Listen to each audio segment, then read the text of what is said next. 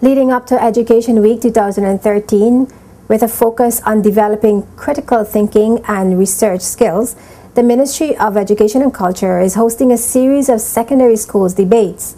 Sean Rose has more on the inter-secondary school competition, which began on Thursday.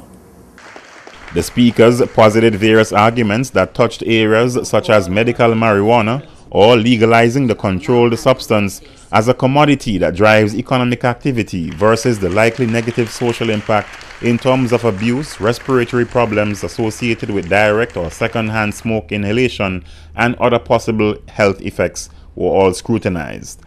The overall effect of the legalization of marijuana will not be negative.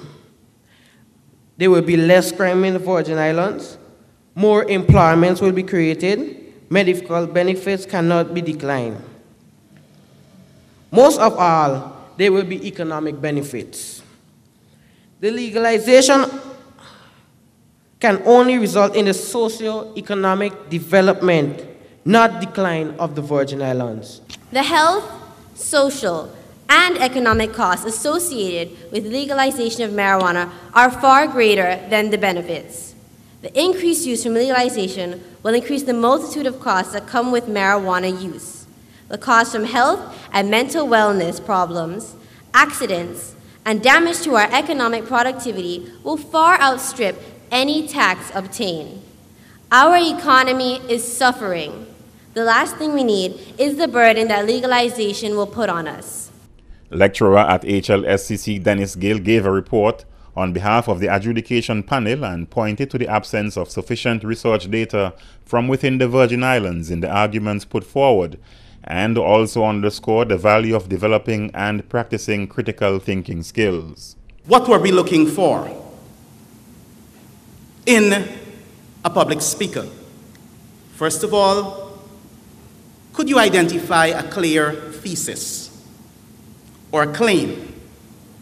We looked for that in each of the speakers. You have a moot, you have a topic. Is there a clear position? Secondly, what about supporting details? Could you identify clearly what those supporting details were? The second speaker of the opposition, Rivon White from the Claudia Creaky Secondary, was adjudged the best speaker after having effectively presented and communicated his arguments. Before announcing the best overall debating team, adjudicator Kimberly Crabb-Adams was insightful and analytical in her individual assessments of the respective students on each debating team. We thought that overall the best team, both very good, but we thought the best debating team goes to Claudia Creaky Education. Thank you. From 6 p.m. Saturday, March 2nd, a second debate at the Sir Rupert Briercliffe Hall between Brigado Flax Educational Center Secondary Division as the proposition team and the St. George's Secondary School as the opposition team explores whether female victims of underage teenage pregnancy, regardless of age, must be allowed to return to school. Followed by a third debate the same day between the Elmo Stout High School as the proposition team and the BVI Seventh-day Adventist as the opposition team on the topic, junk food should be banned in all primary and secondary schools.